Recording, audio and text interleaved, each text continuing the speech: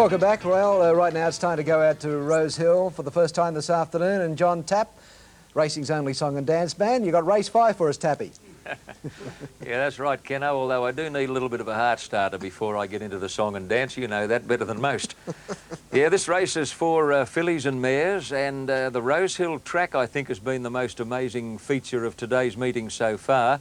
Almost an inch of rain up until about 6 o'clock last night. It looked almost certain to be heavy. It was posted slow this morning, and believe it or not, after only 2 races today, they upgraded the track to dead. So, Ken, I think it speaks volumes for the underground drainage system that they put in here some years ago at an enormous cost. Yes, John, the track was a pleasant surprise, but I still think you're better off being off the rails.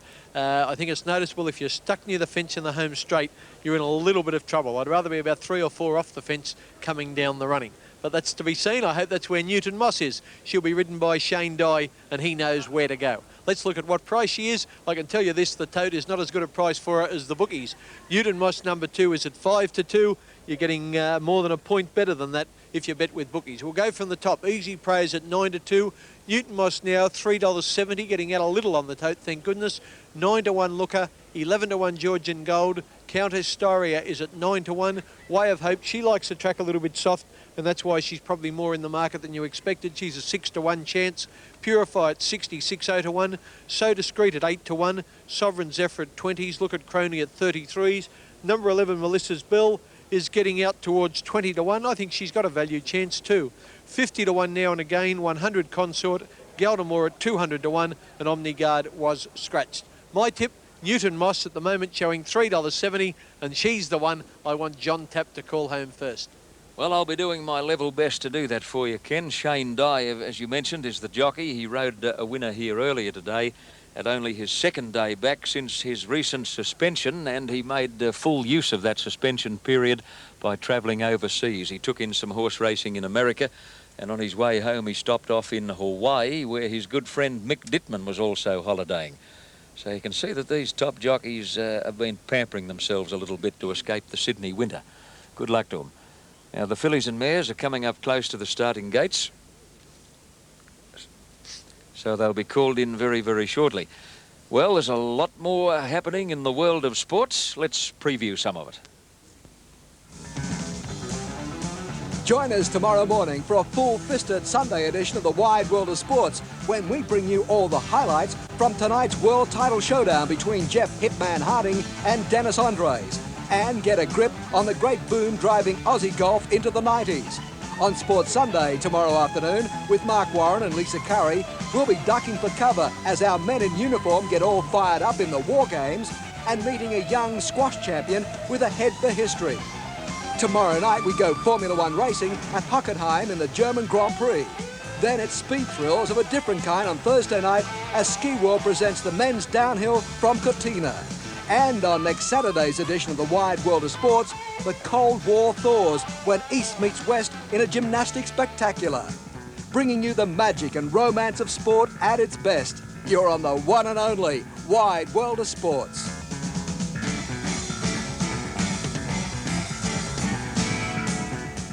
Okay, back to Rosehill Live, and the fillies and mares have arrived at the starting gate, and they are going to run just a shade late, but the stalls are about to be locked up, and they'll bundle these in pretty quickly, I hope. A big field, and luck will play an important part. Just repeating, the track upgraded to dead, from slow to dead, after the running of only 2 races.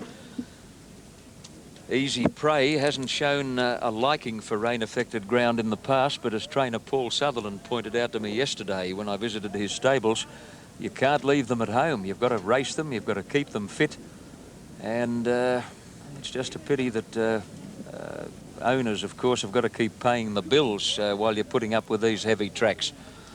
All right, well, they're over at the starting point, but for some unaccountable reason, they don't seem to be breaking out in carbuncles, getting these horses into the gates, and I'm blowed if I know why. Easy Prey is now at 4-1 on the tote, just updating the tote call that Ken gave you earlier. There could have been 1 or 2 late changes. I'm just wondering if we should... I know they're starting to move in pretty quickly now. No, they've flown into the gates. Now, these fillies and mares moved up very quickly, and they're about set for a start. By golly, they loaded them fast. The last 3 or 4 went in post haste, and the starter Bill Dale on his stand and has the button, and they're about set and ready to run. In race 5, they look good. Starting on the course proper, stalls open, off and running, and Newton Moss bounced out in front. Georgian Gold is quickly away. So Discreet is handy soon after the start with Sovereign Zephyr. Way of Hope is right up there with them, and Easy Prey is now coming across from an outside gate under the big weight. The rider taking his time getting there. Now Way of Hope between horses led narrowly over Purify, and Easy Prey happy to travel 3 deep in the early stages. A length away Melissa's Bell, whose rider's lost his cap, and then Newton Moss followed by Looker. Georgian Gold tucked in on the fence, and then Look at Crony. Further back in the field came Consort with Sovereign Zephyr, followed by So Discreet. Countess Styria well back, now and again being second last, and Galdemore as last as they come to the 600 mark. Way of Hope between horses just led Easy Prey on the outside and Purify on the fence. Melissa's Bell tracks them into the straight, followed by Newton Moss. At the head of the others, Look at Crony, and coming around them, Looker is carted very deep on the turn. Into the straight now, Purify, Way of Hope and Easy Prey on the outside. They're a length and a half clear of Newton Moss, followed by Look at Crony at the 200 though, and Easy Prey shooting for the hat trick, had drawn to the lead. Easy Prey shot away from Purify and Way of Hope, and then Newton Moss and Looker, but Easy Prey is holding them all at bay with 100 to go, and she looks like making it 3 on the trot. Easy Prey, she's too good, and Punch right out scored well. Now and again got second, and in third place is Look at Crony, followed by Newton Moss, and then Galdemore, Way of Hope, Melissa's Bell. Consort next, followed by Looker. Purify weakened out of it. Countess Styria never got in the race, followed by Georgian Gold and Sovereign Zephyr, and So Discreet pulled up with the tail enders. The winner number 1, Easy Prey, makes it 3 on the trot, written by David Lloyd, $5.10 and $2.10, $5.10 and $2.10. Second will be number 12, Now and Again, J. Innes, a place dividend of $10. And third, number 10, Look at Crony, Craig Carmody, a place dividend of $7.20. And that was the action in race 5 from Rosehill on Wide World of Sports. Tell me a story, take me to another land. Race 5 run. We better check the results now. And the New South Wales TAB dividends for that race. The Scholastic Gasket Handicap run over 1,300 metres at Rosehill. The correct numbers 1, 12 and 10. Easy Prey, $5.10 and $2.10. Now and Again, number 12 at $10. And Look at Crony, which was number 10, of course, at $7.20, came in third. Kenny Callender has a tip for race 6. It's number 1, and it's Petrero. There it is. All right, AFL and 5. The paperwork says Greg Norman is still the number 1 golfer in the world, despite Britain's Nick Faldo winning the 119th British Open this week. Such is the complicated Sony rankings, a system, by the way, that has the sanction of the controlling bodies in golf in Australia, Britain, the US and Japan. The British Open win by Faldo is his 2nd and 4th major title in as many years. He was clearly the dominant golfer at St Andrews, winning by 5 strokes from Payne Stewart and Mark McNulty. Here are the last round highlights. There was almost mute resignation about the final result. Nobody knew it better than Greg Norman. This was Faldo's Open, the only question remaining, by how far? The crowd wanted a shootout between 1 and 2, but the Great White Shark was 9 off the pace and never in the hunt.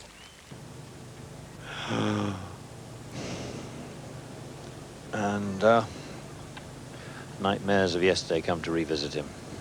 Shot gone, 3 putts from really no great distance. That wasn't 30 yards he were in 2. Faldo's plan was simple. Keep it simple. Let the others be daring. Really gets a lot of work on the ball, playing his sand iron. Once again, he does it. Absolutely relentless, this man. Was there ever any doubt? Glorious 3, exactly the start that he would wish for.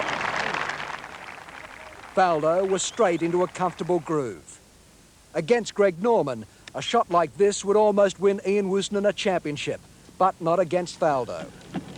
That's going to be close. Settle down. Wow. Well, a certain birdie for Woosnam. That'll take him to 10 under. Ian Baker Finch wanted a round to erase the bitter memory of 1984, when he led going into the final 18. He's got it. Oh, how unlucky can you get? And that was a brilliant putt.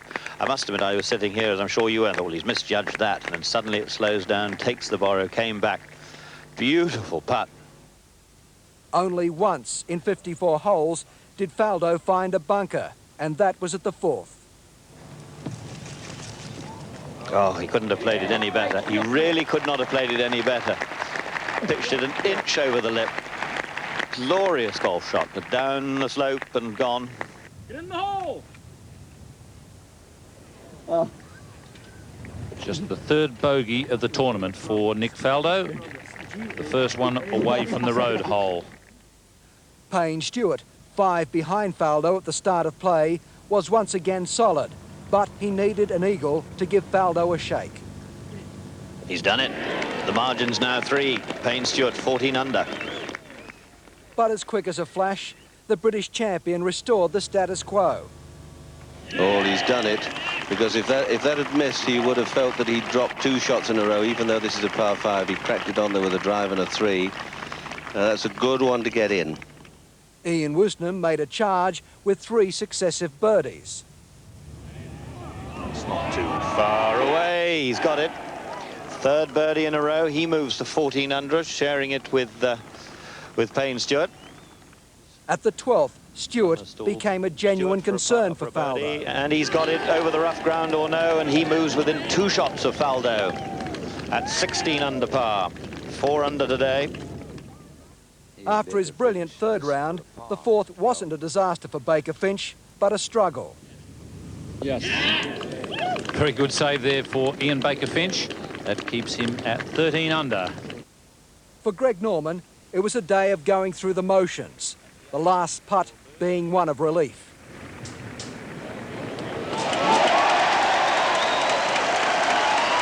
And he finishes on a high note at 11 under with a birdie at the last. Home in 33. And that won't hurt at all. Fellow Aussie Craig Parry began the day trailing by 6, but whatever hopes he had faded in well-liked bunkers. It's expensive and a bad lie's in now. He's got it out though, and into the next one. Oh. Stewart needed Faldo to fold, but on this day it was a forlorn hope.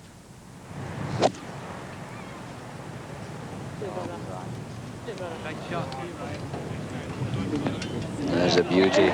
Oh, what a 9 shot that is. Well, that might just make the cushion he's been waiting for.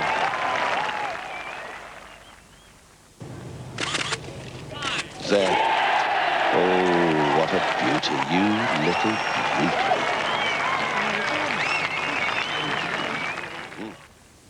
Stewart's challenge was over as Faldo strode up the 18th fairway.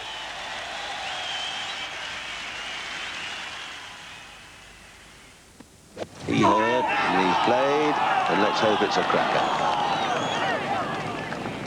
Right over the pin.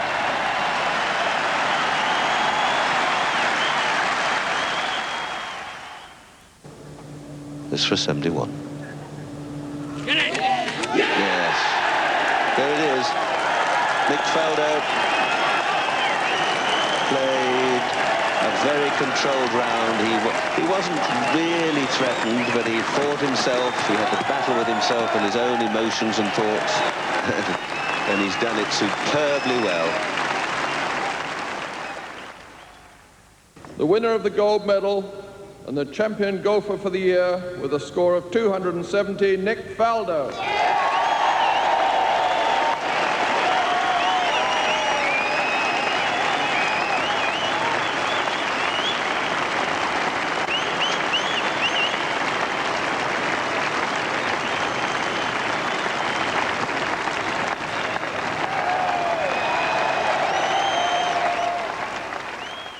Yes, what a great moment, and Faldo, he really did play just about near perfect golf. Yeah, he didn't try to be too fancy in that last round. He had the 5-stroke lead. He said, OK, you come out and catch me. But what I like about Faldo, he really does keep his mind on the job. He's got tremendous concentration and, well, Boy, you know, I think Greg Norman would probably, in a quiet time in a corner somewhere out of the shot of cameras and so forth, say that the man is the #1 golfer in the world. But it's not Greg Norman's fault that the Sony rankings work the way they are, but that's the way it is. No, I think it's pretty clear, and yeah, I guess if he puts his mind to it, that same single-mindedness could win him maybe another 6, 7 or 8 majors. He's got the talent. Certainly has. As we said, Faldo, just about faultless. Across the Atlantic, baseball fans, they turn out in their droves.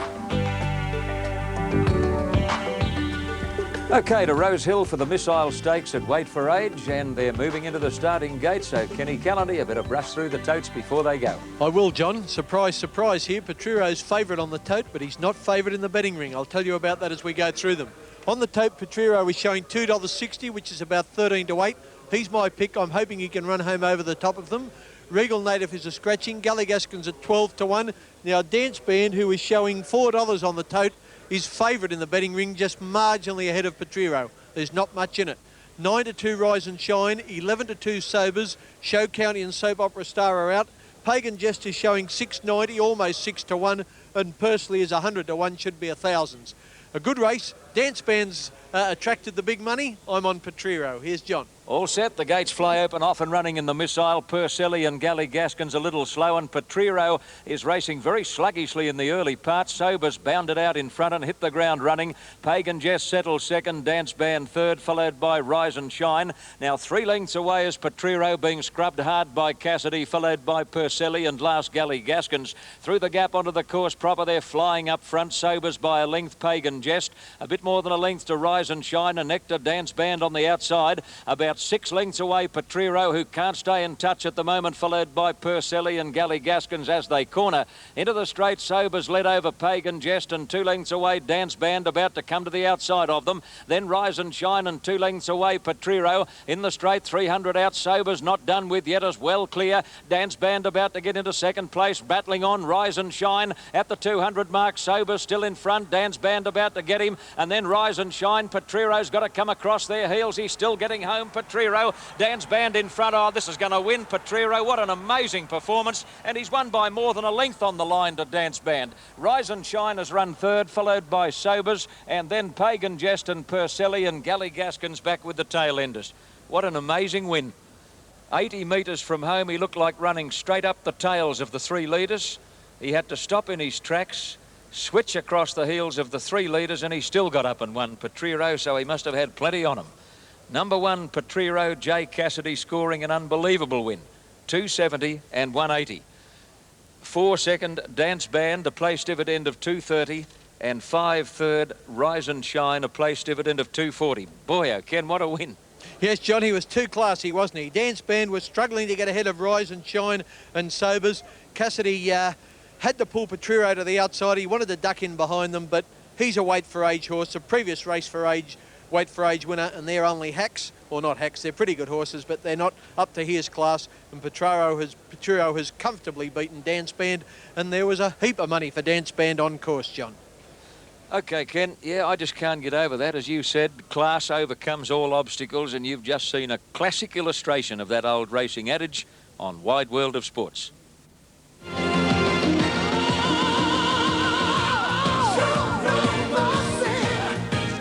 The Dow Corning Missile Stakes run over 1,100 metres, and the winner finished like a bit of a missile. Petriro, #1, $2.60 and $1.70. #4 was second, Dance Band, $2.30, and not enough runners there for a third dividend. Rise and Shine, #5, got that. And Kenny Callander, congratulations, you picked one this afternoon, and he has a tip for race 7. Let's see if we'll back him. It's #2, Cajun. Half time in the AFL. Well, this is a pretty tricky old race coming up, the Dow Corning Roof and Gutter Handicap. And Jim Cassidy again has been entrusted with most of the punter's money because he's riding the favourite Cajun from the Bart Cummings stable. I guess Cajun will prove hard to beat. His form's pretty good. Truly Roman, though, Ken, meets him about 2 kilos better for finishing 1 length behind him in a similar race a fortnight ago. I wonder if that could just swing the scales in Truly Roman's favour. They've both got good chances, John, but even though he's favourite on the tote, the Jim Cassidy Mount Cajun is not favourite in the betting ring. That honour goes to Flagon, if that's how you pronounce it. TAB #6, who's 3 to 1 on the tote, but just favourite in the betting ring ahead of the top two, Truly Roman and Cajun, who are equal second favourites. The prices. Number 1 is into 4-1 on the tote. Cajun getting out on the tote, and so he should, at $2.60, which is 13-8. He's much, much better with bookies. I've got my cash on him with the bookies this time. It's better value. 3, Crown Joker is out. Handsome Brute, he's come in a little to about 7.5-1. Redhead is a scratching. Flagon, favourite in the betting ring, is now $3.90, just a fraction better than 11-4 on the tote. Ricardo is a scratching. Grace Point 40-1. Razor Nugget 20-1. Rocky Port at 15-1 into 14-1. Then down to Diocese, who scratched 100-1 Bequeath. Coy County likes a wet track. He's at 20s, getting out the 25s. Moyne Park a scratch. Sales at 25-1. 100-1 Flash Dance. Baptism of Fire's not running. And Spoiled Planet, he's into about 66-1. They're nearly ready to go. Here's Johnny. Set to fly. Race 7. The Dow Corning roof and gutter handicap, and the line looks good. Lights flashing on top of the stalls. They'll break at any second. Off. Good start with one exception. Razor Nugget dwelt. He missed it by about 2 lengths. Cajun flew the mark and bounded out in front of Flegon, and quickly away Truly Roman from a wide gate. Sales just behind those when they get going, and Spoiled Planet is handily placed, followed by Handsome Brute. Razor Nugget after that slow start is improving rapidly along the fence. Sales lost his spot. He's dropping back on the inside of Coy County, followed by Grays Point, and then Flash Dance and back towards the tail of the field as they swing around that first corner. Caught out very deep on the track is Rocky Port, 700 to go. Truly Roman went to the lead by more than a length now. Cajun in second place, and ahead away on the outside, Handsome Brute, about 2.5 lengths further back as they swing around the home turn. Spoiled Planet at the head of the others. Flegon flat to the boards. In fact, he's under the whip. And then Razor Nugget as they turn for home, where Truly Roman is well clear. Cajun's going after him, has given him about 1.5 lengths at the moment. 2 away, Handsome Brute at the head of the others. Then a Spoiled Planet, but coming to the 200 mark, Truly Roman well clear. Cajun in second place, can't pick him up. Further out, Flegon. Truly Roman easily holding Cajun as they get near home, and the weights are going to work out perfectly. Truly Roman beat Cajun. Flegon third, Flash Dance fourth, and fifth is Coy County, and then Spoiled Planet followed by Sales, Handsome Brute, Bequeath as well back, and then Grays Point and Rocky Port, and Razor Nugget has dropped out to finish at the tail of the field. Truly Roman, Craig Carmody, 480 and 160. 480, 160. Number 2, Cajun, J. Cassidy, second, $1.70. And 6th, third, Flegon, R.S. Dye, a place dividend of 150. Well, Ken, those figures worked spot on, didn't they? Yep, she just handled the going better, Truly Roman, and was never going to get beaten, and is probably the first horse to lead all the way on the inside, and it was just too good. And as we picked them up, it wasn't really a race, it was a procession, with Truly Roman leading clearly from Cajun, a couple of lengths away to Flagon, and that's the way they were always going to finish, although the margin between second and third deteriorated a little. But a clear and easy winner was Truly Roman, and we've got one more race to go live here at Rosehill. That's the lucky last, and we'll be back for that on the Wide World of Sports. Don't switch that dial. In a moment, we'll catch a time trial tour de force as Chiappucci and Lamont go head-to-head in the 90. Well, now, I just had to put an announcement over the course speakers at Rosehill that a plumber was required urgently in the jockeys' room. Ken, I know some of these jockeys take fluid pills, but this is ridiculous. Yes, John, our director, Tony Connolly, wondered if they were having trouble tapping the keg. I can assure you that they don't get breath tested, but they're all okay. Perhaps the showers has broken down. My tipping can't break down. I hope I'm on the avenue here. It's about a 4-1 chance. Let's look at the tote prices. Number 1 Royal Allegiance is at 9-4 into 2-1, and a fraction shorter in the betting ring. A Gavin Duffy Mountain, the winner of 3 in a row at the Provincials. Seniority is a scratching. Mr. Spats at 20s. Bobadine is a scratching. Al Lazille, I think I got my tongue around that right, is at 9-1. Mount Vesuvius at 50s. Positive is a scratching. 7-1 Fantasy Prince to be ridden by a young girl, Miss S. Kellerman.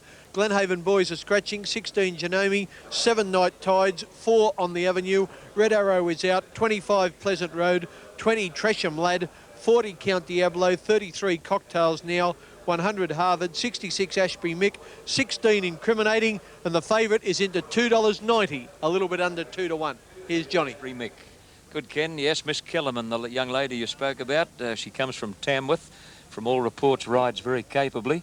And if she rides as well as she looks, this horse could well figure in the finish. She's as pretty as paint. Now the starter coming over to dispatch the field in the last of the day.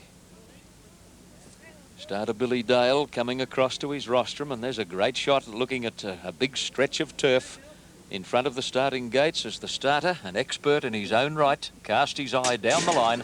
Gates fly off in the last event, and beginning very quickly, Mr. Spats and Count Diablo is racing towards the lead. On the avenue, jumped away very quickly, and so did Cocktails now. Genome was a bit slow to move and is a long way back early, but Count Diablo is going to lead them clearly. Fantasy Prince moves into second place, followed by Incriminating on the avenue and Al's Lazille. Royal Allegiance from a wide gate is trapped out deep and is working hard. And then Night Tides, Mr. Spats and Pleasant Road, Asprey Mick and Tresham Lad, followed by Harvard. Mount Vesuvius well back, and Genoma's last at the 600 mark, and Count Diablo clear, going at a cracking pace, led by 2.5 on Fantasy Prince, 2.5 to On the Avenue as they come around the turn, and then Incriminating on the fence behind those Cocktails now, followed by Pleasant Road, Royal Allegiance under the whip, losing ground, and Night Tides a long way back in the stretch. Count Diablo the leader. On the Avenues going for the rails run 2 lengths away. Fantasy Prince, followed by Incriminating, and then Pleasant Road and Night Tides at the 200 mark. Count Diablo headed by On the Avenue, who burst through on the fence. Fantasy Prince on the outside, running a bit of a race. On the Avenues in front, close to home. Fantasy Prince trying hard to pick it up, but On the Avenue holding on is too good. And On the Avenue beat Fantasy Prince. Night Tides third, then Pleasant Road. Al's Lazille came home well, and so did Genome. Count Diablo weakened, followed by Harvard, Mr. Spats, Tresham Lad. Mount Vesuvius, Incriminating, Asprey Mick and Cocktails now, and Royal Allegiance had to work too hard from that bad barrier and pulled up at the tail of the field. Barriers will beat champions on occasions. Stand by for numbers. On the Avenue. Number 12, On the Avenue, Billy Denmark, the winner, to pay $5.50 and $2. Number 8, Fantasy Prince second, a place dividend of $2.40, and 11, Night Tides, Jay Cassidy, $2.80. Gee, that young lady rode that horse a treat, Ken. She did too, John. She rode it an absolute treat, but God bless Billy Denmark on the winner, and I can go home smiling. And a good tip, Kenneth. On the Avenue has won the last at Rosehill. Okay, thanks for being with us. Hope you're back to Stack of Winners. A break and then more on Wide World of Sports. Here we go. 1,200 metres, and what a way for Kenny Callender to finish. He's picked another one. On the Avenue, number 12, $5.50 and $2. Fantasy Prince, number 8, was second, $2.40, and Night Tides, number 11, was third, $2.80, and Kenny has done super. 2 out of the few that we showed this afternoon. Let's hope he can continue next week and keep... Choice on the outside, starting to cut them down. Whale of a Night in front of Templetop. Templetop driving at Whale of a Night. On the outside, Scott Choice lunged at the pair of them. Oh, a great go. The ice-cool Larry Olsen had done it again, but even Larry admitted to having doubts about his mount getting home. He copped a bit of a bump coming around the turn, which put him out of stride. I knew he was going to get to the line, but I was just a bit worried that I may have given him too much start, but he did stretch out down the running when I give it to him, and the other two, I thought they died a bit in their runs. Olsen had double reason to smile yesterday at Doomben. He was one of the driving forces in tempting the great Darby McCarthy back into the saddle after a 10-year layoff. Darby, who'd weaved his magic in many corners of the racing world, has seen the good times and the bad of this sport, and even though his 2 rides yesterday at Doomben failed to produce a winner at 45, he's just happy to be back. How tough was it to get back in the saddle? Mate, the 7 months program, it was hard. Put on there. How much weight have you shed? About 20 kilos. And you think it's been worth it, mate? Yeah. Now, this is the first of many more rides. You think you can go on for a long time? I know you're 45 years of age. How long can you give yourself in this game? It's a pretty tough game. 10, at least 10 years, maybe 15. A lot of people happy to see you back. No more happy than I am. Good luck to you, Darby McCarthy. Well, we're looking at the flat horses at the moment. We're talking about the spring being around the corner. It really was the closure for the jumps yesterday, the big jumping races anyway in Melbourne, with the Hiskin Steeple. It brought together a pretty good field. Let's go to Moonee Valley and see the highlights of this race. Red Cavalier in the middle of the field with his jockey Jamie Evans in the green with a white sash and red cap was chasing his 3rd consecutive victory at Moonee Valley. The Hiskins is recognised as the Cox Plate of steeplechasing, the race for the classiest jumpers.